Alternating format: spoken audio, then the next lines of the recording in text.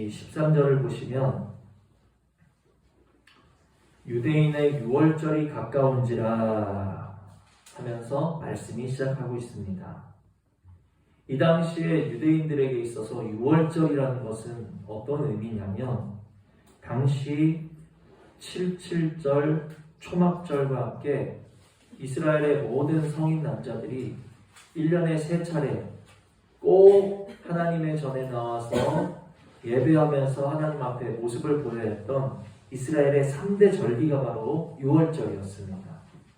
이 신명기 16장 16절에는 이런 말씀이 있어요. 1년에 3번 절기 때마다 이스라엘의 모든 남자들은 성전으로 가서 하나님 앞에 제물을 드리며 예배할 것을 율법으로 하나님이 기록해 놓으셨다라는 것입니다.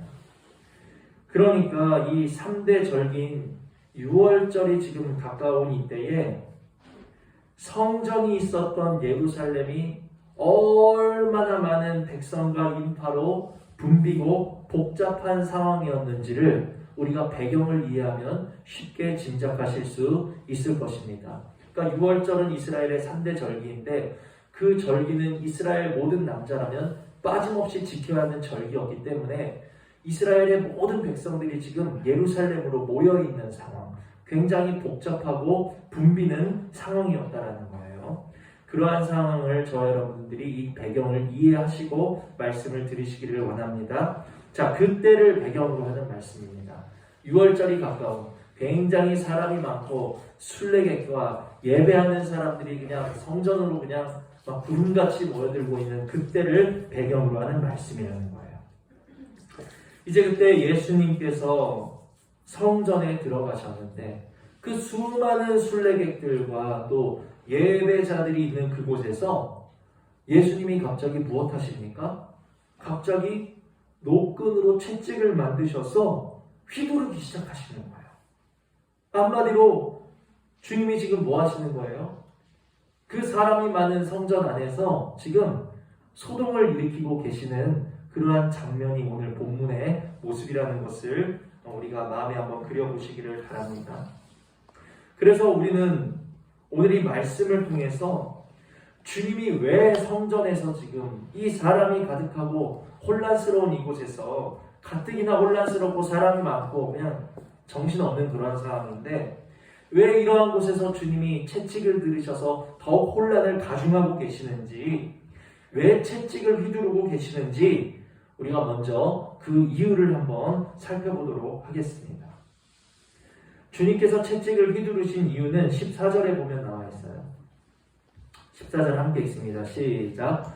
성전 안에서 소와 양과 비둘기파는 사람들과 돈 바꾸는 사람들이 앉아있는 것을 보시고. 아멘.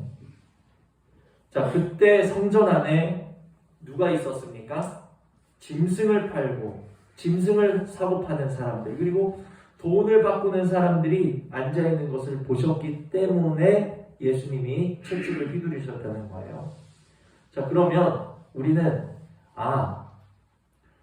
예배해야 될 성전 처소에서 장사하는 사람들이 있기 때문에 예수님이 채찍을 휘두르셨겠구나, 우리는 일반적으로 이렇게 생각을 하시는 거예요. 근데 여러분 이상하지 않습니까?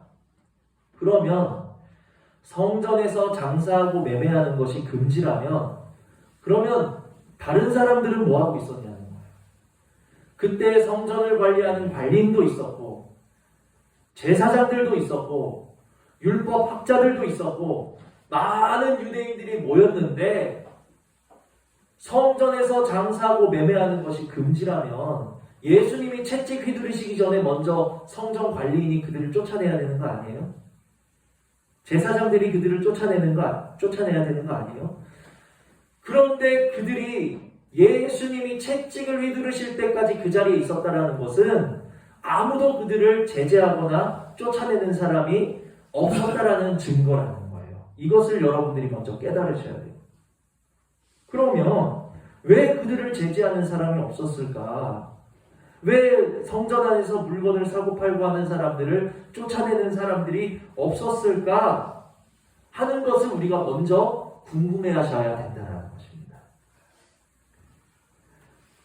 아무도 그 성전에서 물건 사고 파는 사람들, 짐승을 사고 파는 사람들을 제지하지 않았던 이유는 성전 안에서 제사하면서 예물 드릴 목적으로 짐승을 돈 주고 사고 팔고 하는 것은 율법에서 금하는 바가 아니었고, 오히려 율법에서 그것을 권장하고 장려하는 부분이었기 때문에 아무도 그들을 제지하지 않았다라는 것을 우리가 먼저 깨달으시기를 바랍니다. 그래서 신명기를 보시면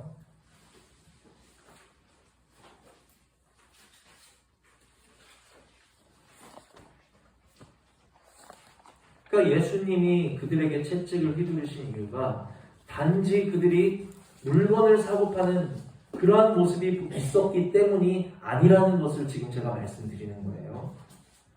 신명기 14장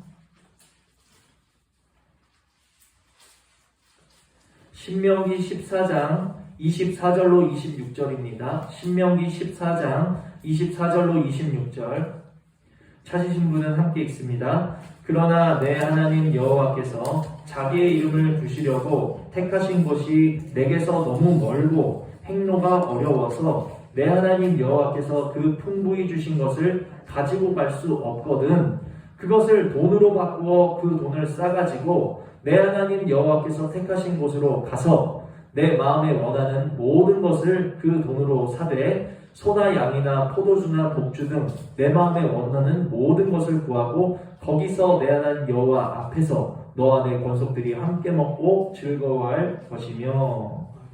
자, 그러니까 지금 이 신명기 율법에 뭐라고 나와 있는 거예요? 24절 보니까 성전에 가까이 사는 사람들은 1년에 3차례 하나님 앞에 예배하러 나올 때마다 그들이 있는 힘껏 하나님 앞에 예물을 드리면서 또 제사할 동물을 가지고 나와서 하나님 앞에 예물을 드려야 되는데, 문제는 성전에 멀리 떨어진 사람들, 그 오는 길이 너무 멀고 1년에 3번이나 와야 되는데, 순례를 와야 되는데 어떻게 그 먼 길을 동물들을 이끌고 올 수 있냐는 거예요.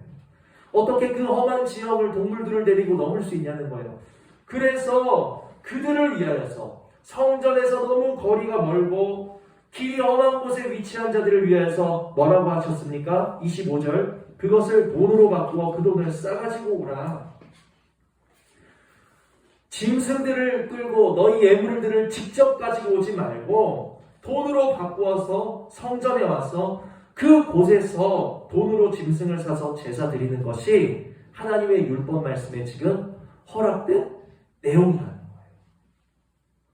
율법이 짐승을 돈으로 사서 하나님 앞에 예배하는 것을 금하고 있지 않기 때문에 도리어 먼 곳에 있는 사람들은 그렇게 하여도 좋다라고 오히려 하나님의 말씀이 이것을 권장하고 있기 때문에 레위인들이나 제사장들이나 성전을 관리하는 사람들이 성전 안에서 매매하고 성전 안에서 짐승을 사고 파는 사람들을 쫓아내지 않았다라는 거예요. 이런 배경이 있다라는 것을 저와 여러분이 이해를 하셔야 된다는 것입니다. 그러면 여기서 또 궁금하죠? 아니 그렇다면 율법에 나와 있는 대로 하나님의 말씀이 이렇게 기록되어 있고 또 레위인들도 성전 관리인들도 제사장들도 그 율법에 의거하여서 문제될 것이 없다 여겨서 그들을 쫓아내지 않고 여지껏 가만히 있었는데 왜 예수님은 뒤늦게 오셔가지고 채찍을 휘두르고 계시냐는 거예요. 예수님이 채찍을 휘두르신 이유는 그들이 단지 짐승을 사고 팔았기 때문이 아니라는 것입니다. 너희가 정성이 부족하다, 너희가 마음이 부족하다, 너희 있는 곳에서 거룩하게 구별된 예물을 직접 가지고 나와서 하나님 앞에 예배를 드려야 될 텐데, 예물을 드려야 될 텐데 어찌 이곳에 와서 돈으로 물건을 사고 팔고 어찌 이곳에 와서 그 짐승이 흠이 있는지 없는지 제대로 구별하지도 않은 것을 가지고 하나님 앞에 드릴 수 있느냐? 그것 때문에 예수님이 채찍을 휘두르신 것이 아니라는 거예요. 예수님이 채찍을 휘두르신 이유는 그들이 물건을 사고 팔았기 때문이 아니라 그들이 지금 어느 곳에 자리하고 있는지 그들이 자리한 위치 때문에 채찍을 휘두르셨다는 것을 깨달으시기를 바랍니다. 다시 본문으로 오시면 그들이 어디에 있었습니까? 14절 보니까 그들이 어디 있었어요? 성전 안에서 소와 양과 비둘기 파는 사람들과 돈 바꾸는 사람들이 앉아있는 것을 보시고, 이 사고 파는 사람들이 지금 어느 곳에 있었냐면 성전 안에 있었다는 거예요. 이게 문제라는 거예요. 물론 이때의 성전은 성전 건물과 성전 마당을 합쳐서 그 모든 것을 다 성전이라고 통틀어서 불렀습니다. 그러니까 이들이 성전 건물 안이 아니라 성전 마당에 앉아서 짐승들을 사고 팔았을지라도 수많은 짐승 소리, 그 짐승들의 냄새, 그 짐승들 흥정하는 소리로 인하여서 성전이 매우 혼잡스러웠다는 거예요. 하나님 앞에 조용하게, 거룩하게, 정결하게 집중하여 예배할 수 있는 상황이 아니었다는 거예요. 하나님께서 성전에서 예배할 때 어떻게 예배하라고 하셨습니까? 우리에게 가르치시기를 너희는 마음과 뜻과 정성을 다해서 예배하라고 하신 줄 믿습니다. 하나님께서 기쁘게 받으심이 되도록 흠이 없는 온전한 예배를 우리에게 받기를 원하신다라고 우리에게 말씀하신 줄 믿는다라는 거예요.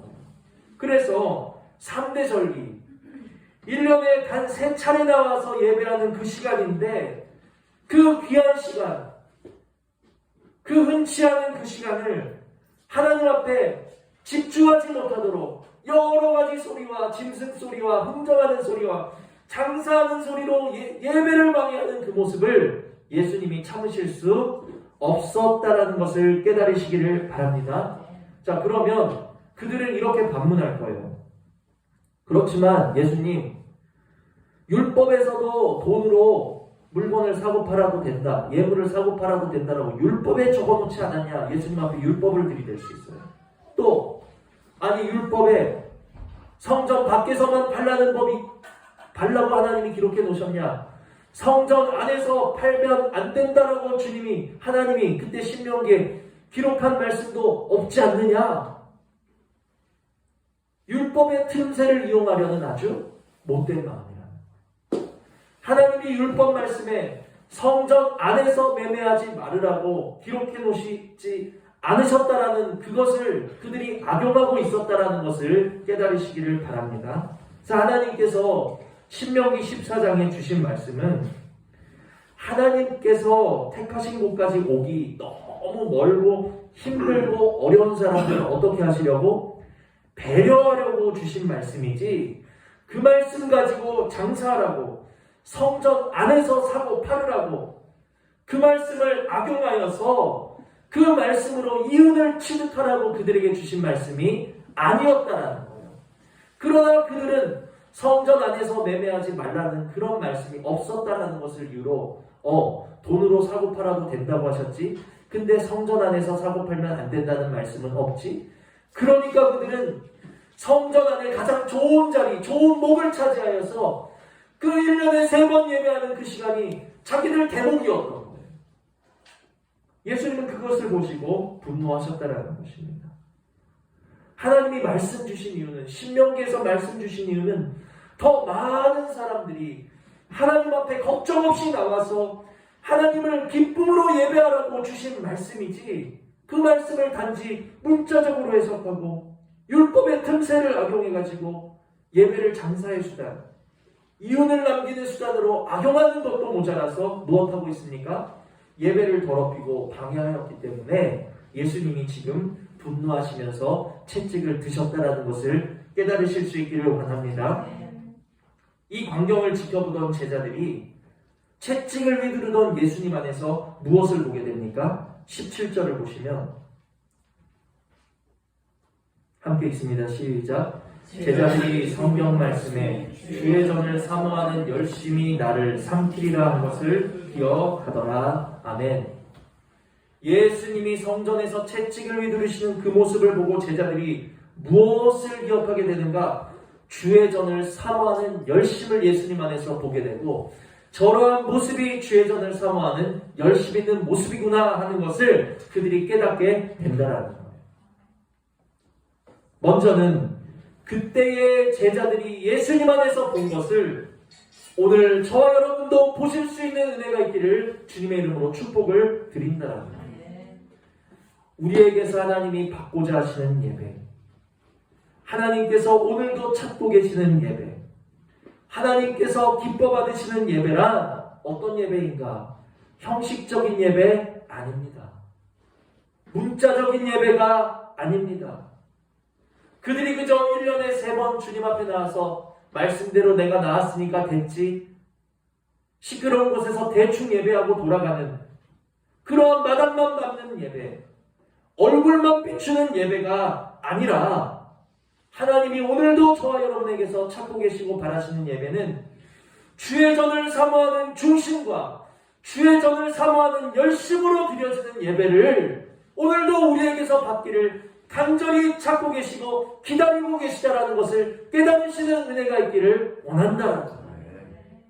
내가 일주일에 한번 주일에 귀한 시간 들여서 주님 앞에 나왔으니까 됐지, 그것이 아니라 우리가 수요일에 나오시든 금요일에 나오시든 주일에 나오시든지 하나님 앞에 이르르실 때는 내가 나왔으니까 됐지가 아니라 우리 속의 모든 시끄러운 소리들, 우리 속의 모든 장사하는 소리들, 계산하는 생각들 다 내려놓고 주의 전을 사모하는 열심과 중심으로 예배하기를 하나님께서 원하고 찾고 기다리고 계신다라는 말씀을 깨달으시기를 바란다는 거예요. 참으로 바라옵기는 고린도전서 3장 16절 뭐라고 하셨습니까? 너희가 하나님의 성전인 것을 알지 못하느냐. 우리가 하나님의 성전이라고 하셨는데 예루살렘 성전만 성전이 아니요, 오늘 이 행복한 교회 건물만 성전이 아니요, 무엇이 성전입니까? 우리 자신이 하나님의 성전이라고 말씀하셨다. 주님, 우리가 하나님의 성전이라고 하셨는데 오늘도 성전된 우리 가운데 찾아와 주시어서 주의 전을 사모하는 열심으로 그때 채찍 들고 예루살렘 성전을 깨끗게 하셨던 주님, 오늘도 내 마음 성전을 주의 전을 사모하는 열심으로 주님이 주님 채찍을 드시어서 내 속에 흠 있는 것, 내 속에 부정한 것, 내 속에 형식적인 모든 것 쫓아주셔서 하나님 기쁘시게 받으심이 되도록 드리는 예배자요, 정결한 성전 되어지는 우리의 심령이요, 우리 가정이요, 우리 행복한 교회 되기를 위해서 이 사순절에 간절히 기도하실 수 있는 은혜가 있기를 주님의 이름으로 축복을 드립니다. 우리의 예배는 날마다 이렇게 새로워지셔야 된다는 거예요. 그때에 예루살렘 성전에 찾아오셔서 그들이 모두가 묵인하던 것들, 하나님의 말씀에 벗어나는 것이 아닌데 이쯤이야 뭐 하면서 그들의 예배 가운데 묵인하던 것들, 괜찮다라고 여겼던 그 모든 것들을 예수님이 채찍으로 쫓아내신 것처럼 오늘 하나님, 내 고정관념으로 드려지는 것, 내 육신으로 드려지는 것, 하나님 보기에 흠있고 형식적인 모든 것은 이 시간에 주님의 채찍으로, 말씀 채찍으로 모두 쫓아 주시옵소서. 기도하실 수 있어야 된다는 것입니다. 자, 그래서 예수님께서 이렇게 주의 전을 사모하는 열심으로 채찍을 지금 휘두르고 계시는데 한번 그 모습과 광경을 여러분들이 상상해 보시라는 거예요. 그 절기를 앞두고 그 사람이 많은 곳에서, 그 순례자들이 가득한 곳에서 예수님이 지금 채찍을 휘두르시니까 어떤 상황이 일어납니까? 막 그냥 흙먼지가 일어나고 동물들이 울면서 그냥 막 쫓겨나가고 막 예수님이 그냥 의자를 막 뒤집어 엎으시고 가판을 막 엎으시고 막 사람들이 소리 지르고 이 모습을 한번 생각해 보세요. 어떤 상황이 그려지십니까? 그야말로 난리라는, 그야말로 지금 소동이 일어나고 있는. 중요합니다. 우리들은 흔히 생각하기를 주님이 나와 함께 하시는 상황은 어떨 것이라고 생각하십니까? 주님이 우리와 함께 하시면, 주님이 함께 하시는 삶의 모습은 그냥 거친 풍랑과 파도가 일다가도 주님이 나와 함께 하시면 잔잔해지고, 내 삶이 혼란스럽다가도 주님이 내 삶에 오시면, 주님이 내 삶에 개입하시면 혼란스럽고 혼돈스러운 모든 것들이 안정될 것이라고 우리는 흔히 생각을 한다는 거예요. 물론 그렇죠. 주님은 우리의 풍랑 있는 것들을 잠잠케 하시는 분인 줄 믿습니다. 그러나 주님께서 우리의 상황을 잔잔하게만 하시는 분이냐 하면 그렇지 않다라는 거예요. 잔잔하게 하시는 주님이라는 것은 우리의 선입견에 불과하다, 우리의 고정관념에 불과하다라는 것을 이 시간 깨달으실 수 있는 은혜가 있기를 원합니다. 주님은 잔잔하게도 하실 수 있는 분이지만 동시에 우리 삶에 혼란과 혼돈과 소란을 일으키실 수도 있는 분이라는 것을 우리가 마음에 새기셔야 된다는 것입니다. 이 시간 저와 여러분이 마음에 깊이 새기시기 원하는 것은 때로 주님은 우리의 삶에 뒤집어 엎는 일을 행하실 수도 있는 분이라는 것을 우리가 깨달으시기를 원한다는 거예요. 주님이 우리와 함께 하시는 과정에서 충분히 우리 삶에 소동과 소란이 발생할 수 있다는 것을 우리가 깨달으시고 인정하실 수 있는 은혜가 있기를 원합니다. 그래서 이 말씀을 준비하면서 저를 돌아보고 성도님들을 돌아볼 때 우리가 자주 겪는 상황 중에 이상하다. 내가 주님 말씀 따라서 살려고 하는데 내가 이제 하나님 앞에 온전한 예배를 드리면서 살려고 하는데 내가 기도로 내 삶을 주님 앞에 드리면서 살려고 하는데 내가 예배하면 할수록 말씀을 묵상하면 할수록 주님 앞에 기도하고 엎드리면 엎드릴수록 이상하게 전에 없던 문제가 내 삶을 덮치고 전에 없던 문제가 내 삶을 흔들 때 다 경험해 보셨죠? 내가 기도했는데 왜 이러지? 내가 주님 앞에 예배하기로 마음을 정했는데 왜 이러지? 내가 주님 앞에 맡겼는데 왜 이런 혼란과 혼돈과 어려움이 내 삶에 찾아오지? 우리가 이런 의문을 품는 것은 내가 맡겼는데 내가 주님 앞에 온전한 신앙생활을 하기로 마음먹고 그렇게 행하고 있는데 내 삶에 왜 문제가 오지? 우리가 궁금해하는 것은 주님이 잔잔함만 주시는 분이라는 선입관, 고정관념이 우리 속에 뿌리내리고 있기 때문이라는 것을 우리가 먼저 깨달으셔야 된다는 겁니다. 우리가 주님을 바라보았을 때, 우리가 주님을 의지하면서 기도하였을 때 우리 삶의 문제가, 우리 삶의 소동이, 우리 삶의 소란이 뒤집어 엎으시는 일이 충분히 발생할 수 있다는 것을 우리가 먼저 이 시간에 기억하시기를 원하고, 우리가 주님을 바라보았을 때 우리 삶에 일어나는 모든 소동과 소란은 우리의 심령에 꼭 필요한 소동과 소란이라는 것을 깨달으실 수 있는 은혜가 있기를 축복을 드린다. 수요일에도 말씀을 드렸지만 유다의 요시아라는 왕이 있었습니다. 그 왕은 여로보암 시대 여로보암이 비슷한 예배로서 북이스라엘을 범죄하게 하려 한 그때에 이미 예언되었던 왕이에요. 300년 뒤에 요시아라는 왕이 날 것이다. 예언의 왕이었어요. 그 요시아는 하나님의 성전을 정결케 할 다윗의 후손으로 미리도 성경 말씀에 예언된 왕이었습니다. 그 요시아 왕이 나서 그가 무엇을 합니까? 성전을 정결케 하였을 때 성전 안에서 무엇이 나왔습니까? 가장 먼저는 잃어버린 하나님의 말씀책이 나왔다. 하나님의 말씀이 나왔습니다. 하나님 앞에서 정결하게 살려고 하고 하나님 앞에서 정직하게 살려고 하고 하나님의 말씀 속에, 예배 속에, 기도 속에 내 삶을 세우고자 하면 하나님이 우리 삶에 잃어버린 말씀을 회복하시는 줄 믿으시기를 바랍니다. 그러나 그것이 끝이 아니었어요. 잃어버린 말씀책을 찾았는데 그 뒤에 또 무엇이 나오고 있는가? 우상과 하늘의 1월 성신을 섬기는 그릇들이 그냥 쏟아져 나왔어요. 성전에서. 그리고 또 그 뒤에 무엇이 나옵니까? 아세라를 조각한 조각상이 성전에서 나왔어요. 거기에서 끝이 아니에요. 남창의 집, 아세라 휘장 짜는 여인의 집이 성전에 있었다라는 것이 발견되면서 그것들을 성전 안에서 몰아냈다라는 것입니다. 여러분, 성전에서, 예루살렘 성전에서 뭐가 나왔어요?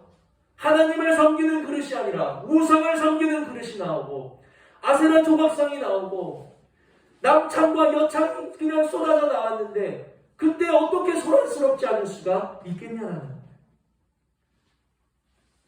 주님이 우리와 함께 하시는데 우리 삶에 소란스러움이 없고 도리어 평안하기만 하다면 그것이 더 이상한 상황이라는 것을 깨달으실 수 있기를 바랍니다. 하나님께서는 예레미야 선지자를 통해서 이렇게 말씀하셨어요. 하나님의 나라가 건설되기 위해서 순서는 먼저 뽑고 파괴하며 파멸하고 넘어뜨린 후에, 그것이 먼저 된 후에 비로소 건설하고 심어지는 것이다 라고 예레미야 1장 10절에 말씀하고 계시는 것을 우리 마음에 깊이 새기시는 은혜가 있기를 원합니다. 하나님의 말씀이 우리에게 임하고 하나님의 빛 주심이 우리에게 임하고 주님이 우리 성전된 우리 가운데 찾아오시면 평안하고 잔잔케 되어지고 그냥 형통한 일만 있는 것이 아니라 우리 속에서 더러운 것들, 우리 속에 형식적인 것들, 우리 속에 부패하고 가증한 것들이 쫓겨나가는 소란스러운 소동이 충분히 일어날 수 있다는 것을 우리 마음에 새기시라는 말씀인 줄 깨달으시기를 바랍니다. 주님은 우리의 삶을 잠잠하게만 하시는 분이 아니라 우리 속에 모든 가증한 것들로 인해 우리 삶을 뒤집어 엎으실 수도 있는 분이라는 것을 우리가 마음에 새기시라는 겁니다.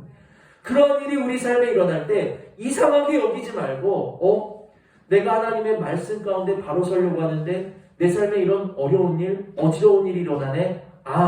그래, 이제 내 안에서 쫓겨나는 것이 있나 보다. 하나님께서 나를 정결하게 하시나 보다. 하나님의 나라가 내 안에 심겨지고 있나 보다. 도리어 감사하실 수 있고 깨닫고 하나님의 나라를 소망하실 수 있는 지혜 있는 성도님들 다 되시기를 축복을 드린다는. 그래서 지금까지 말씀을 정리합니다.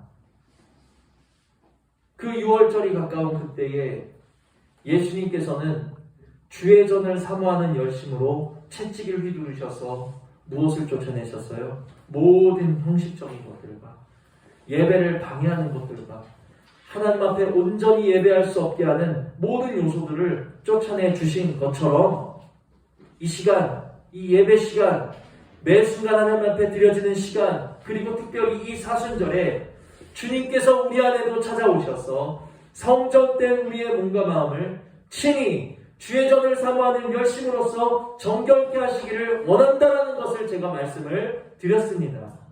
그리고 주님이 우리를 정결하게 하시기 위해서 말씀으로 채찍을 휘두르실 때 우리 삶에 소동하고 소란스럽게 하는 그러한 문제들이 일어나는 것을 우리가 이제는 이상히 여겨서는 안 된다 하는 것을 말씀을 지금까지 드렸습니다. 다 이해하신 줄 믿습니다. 자, 그래서 마지막으로 하나만 더 살펴보려고. 여기서 사실 말씀이 끝나도 돼요. 주님이 채찍을 휘두르신 것처럼 이 사순절에 우리에게도 찾아오셔서 성전된 우리의 몸과 마음을 깨끗하게 해달라는 강구로 말씀이 맞춰도 돼요. 그런데 우리는 우리 자신을 조금 더 솔직하고 자세하게 들여다볼 필요가 있습니다. 오늘 말씀을 요약하자면 주님이 성전된 우리를 정결케 하시기 위해서 채찍질 하실 때, 소란케 하실 때, 뒤집어 엎으실 때 이제 우리는 이상히 여기지 말고 주님의 그 채찍하심을 감사히 받자 하는 말씀이 제가 지금까지 드린 말씀의 요약인데 이해하셨죠? 네. 자, 그렇게 들으셨죠? 아멘. 그런데 문제는 감사히 채찍 맞을 수 있는 사람,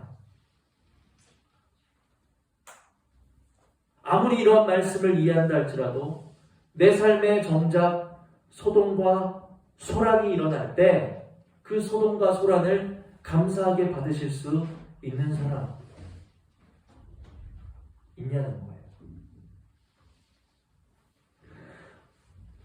주님이 주의 전을 사모하는 열심으로 우리를 깨끗하게 하실 때 감사하십시다. 아멘 하고 말씀을 끝내도 돼요.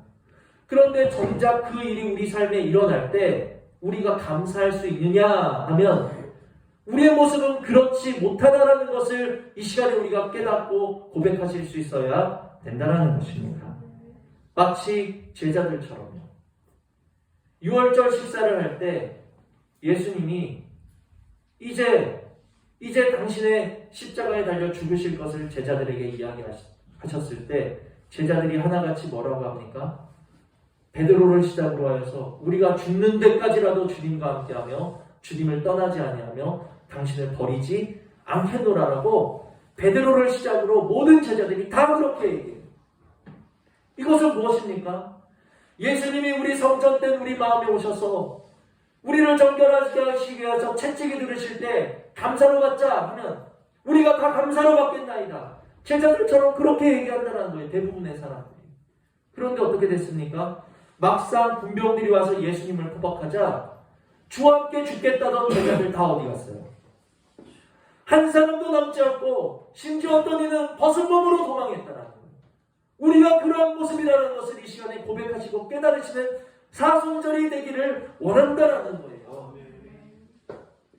말씀은 그래 성전된 우리 안에 찾아오셔서 채찍을 휘두르실 때 내가 정결케 하시기 위하여 채찍이기 때문에 감사로 받아야지, 아멘으로 받아야지, 할렐루야로 받아야지. 그러나 실상 우리 삶에 채찍질이 임하고 실상 우리 삶에 주님으로 인한 소동과 소란이 일어나면 우리는 감사할 수 없고 인정할 수 없는 것이 우리의 모습이라는 것을 우리가 이 시간에 고백하기 원한다는 것입니다. 우리는 참 이상한 사람들이에요.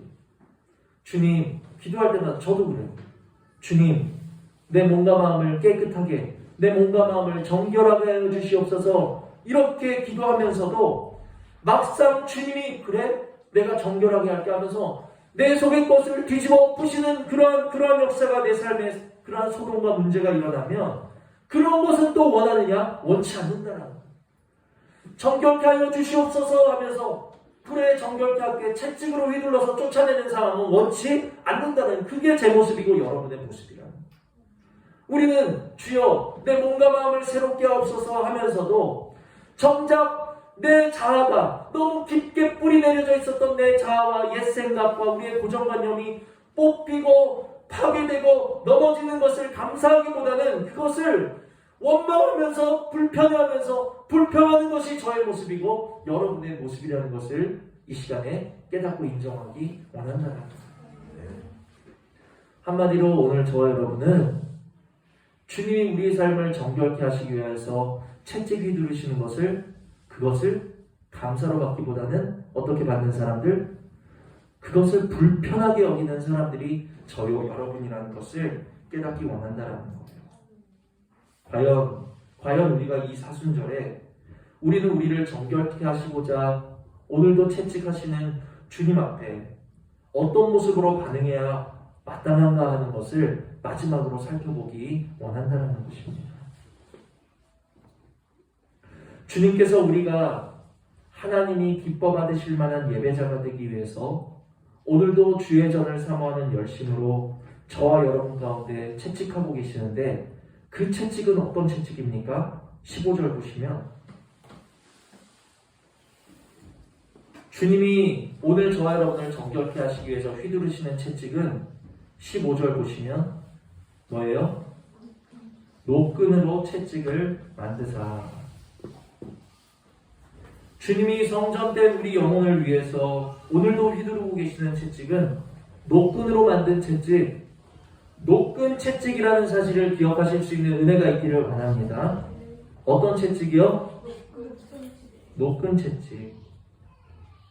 주님의 목적은요, 우리의 몸과 마음을 상하게 하시는 것이 목적이 아니라 성전된 우리를 정결케 하시는 데 목적이 있다는 것을 우리 마음에 깊이 새기시는 은혜가 있기를 원합니다. 그러므로 노끈 채찍 맞으실 때 먼저는 내가 상할 것을 염려하거나 내가 상할 것을 두려워하지 않으셔도 된다는 사실이에요. 주님이 우리에게 채찍하신 이유는 우리를 상하게 하고 우리를 곤란하게 하시고 우리를 넘어지게 하시려는 것이 아니라 오히려 우리를 정결케 하시고 하나님 앞에서 온전하게 세움받기 위하셔서 우리를 채찍하신다는 사실을 마음에 깨달으실 수 있는 은혜가 있기를 원합니다. 자, 근데 저와 여러분이 아셔야 될 것은 주님은 우리를 위하여, 우리의 영혼을 위하여서, 우리를 정결케 하시기 위하여서, 우리를 구원하시기 위하여서, 우리를 자녀 삼아주시기 위하여서 오늘도 우리에게 찾아오셔서 채찍을 휘두르기만 하시는 분이 아니라 주님은 먼저 우리를 위해서 무엇 하신 분입니까? 채찍을 맞으신 분이라는 것을 우리가 더 기억하셔야 된다는 것입니다. 오늘도 우리의 영혼을 위해서 높은 채찍으로 휘두르시는 주님은 막상 우리 영혼의 구원과 우리의 영혼의 나음을 위해서 무슨 채찍 맞으신 주님입니까? 나를 위해서는 높은 채찍 휘두르시는데 주님이 나를 위해서 맞으신 채찍은 어떤 채찍이에요? 갈고리 채찍을 맞으셨다는 것을 아셔야 돼요. 무슨 채찍이요? 갈고리 채찍. 갈고리 채찍이요. 갈고리 채찍. 갈고리 채찍이 무엇인 줄 아십니까? 가죽을 여러 갈래로 꼬아 만든 거예요. 가죽을 여러 갈래로 꼬아서 손잡이를 만들고 그 여러 갈래 나누어진 가죽 끝에다가 납덩이를 달고 뼈 조각을 달아서 한번 후려치면 그것은 체벌의 목적이 아니라 살상용이에요. 한번 후려치면 그 납덩이와 뼈 조각 때문에 맞은 부위는 살이 찢겨지고 터져나가고 심지어는 뜯겨져 나가는 채찍이 갈고리 채찍입니다. 그 갈고리 채찍, 내가 맞아야 될 갈고리 채찍, 우리의 죄로 인해서 우리가 당해야 될 갈고리 채찍을 주님이 말없이 맞으시고 우리 영혼을 위해서는 오늘 우리가 상할까, 우리가 넘어질까 노심초사하시면서 우리에게는 어떤 채찍 하시는가? 높은 채찍하고 계시는 주님의 마음을 헤아리시는 사순절 되기를 원한다라는 거예요. 그래서 주님이 갈고리 채찍 맞으신 이유를 우리가 살펴보겠습니다. 이사야 53장을 보시면 이사야 53장 5절을 보시면 찾으신 분은 함께 있습니다. 그가 찔림은 우리의 허물 때문이요 그가 상함은 우리의 죄악 때문이라. 그가 징계를 받음으로 우리는 평화를 누리고 그가 채찍에 맞음으로 우리는 무엇이에요? 나음을 받았도다. 아멘. 예수님이 오늘 저와 여러분을 위해서 갈고리 채찍 맞으시는 이유는 우리의 영혼에 나음을 주시기 위하여서 우리를 대신하여 갈고리 채찍 맞으셨다라는 것을 기억하시기를 바랍니다. 또한 마가복음을 보십니다. 마가복음 15장 마가복음 15장 15절 마가복음 15장 15절 함께 읽습니다. 빌라도가 무리에게 만족을 주고자 하여 바라바는 놓아주고 예수는 채찍질하고 십자가에 못 박히게 넘겨주니라. 아멘. 빌라도가 예수님을 왜 채찍질하였죠? 무리에게 만족을 주고자 하여 채찍질했어요. 빌라도는 죄인들의 그 악한 쾌락을 위해서 그 악한 충동을 채우기 위해서 예수님을 채찍하였지만 주님이 채찍 맞으신 이유는 우리의 심령에 참된 만족, 하늘의 만족을 주시고자 친히 갈고리 채찍을 맞으셨다는 사실을 기억하시기를 바랍니다. 중요한 것은 이사야에 나와 있는 것처럼 우리 영혼에 나음을 주시고자 우리를 낫게 하시고자 우리에게 생명을 주시고자 갈고리 채찍 맞으신 주님이 어찌 높은 채찍 때리심으로 우리를 상하게 하실 수 있겠냐는 거예요. 우리의 영혼에 참된 만족을 주시기 위해서 갈고리 채찍 맞으신 주님이 어찌 높은 채찍으로 우리를 근심하게 하시겠냐는 거예요. 이것을 아셔야 된다는 거예요. 내가 마땅히 맞아야 될 그 갈고리 채찍을 대신 맞으시고 우리는 높은 채찍으로 감해주셨음에도 불구하고 우리는 어떤 사람들입니까? 여전히 그 높은 채찍, 말씀 채찍, 사랑의 채찍을 불평히 여기며 원망할 수밖에 없는 그러한 모습이 저와 여러분의 모습이다 하는 것을 이 시간에 깨달으셔야 된다는 거예요. 심지어 왜 내게 높은 채찍 하십니까? 아니 기도하는 내 삶에 예배하려고 마음을 하나님께로 가져가는 내 삶에 말씀으로 세워보려고 하는 내 삶에 왜 높은 채찍 하십니까? 이렇게 내 삶에 높은 채찍 잡고 하시면 나는 주님 못 믿습니다 하고 으름장하는 내 모습은 아닌지 우리의 모습을 한번 돌아보시는 사순절이 되기를 원한다는 거예요. 그러니까 우리는 제가 첫 번째, 두 번째, 세 번째 말씀을 전하는 건데 이 세 번째 말씀이 오늘 사실은 핵심이라는 거예요. 사순절에 주신 핵심. 성전된 우리를 정케 하시기 위해서 우리에게 갈고리 채찍을 감해주시고 우리가 상할까, 우리가 넘어질까, 우리를 세우시기 위해서 지금 노끈 채찍 하시는 것조차 우리는 내 힘으로 감사히 받을 수 없는 사람들. 이 사순절에 우리는 우리의 약함과 우리의 모습을 있는 모습 그대로 고백하면서 애통하면서 주님 앞에서 부끄러이 마음을 찢는 모습 되시기를, 정말 그러한 사순절 되시기를 주님의 이름으로 축복을 드린다. 우리 영혼을 위한 주님의 그 선하신 열심조차 감사로 받을 수 없는 내 모습을 부끄러이 여기기를 원한다. 이게 바로 오늘 말씀의 핵심이라는 것을 기억하시기를 바랍니다. 근데 말씀이 좀 이상하죠? 보통 목사님이라면 설교를 하면 어떻게 끝나야 돼요?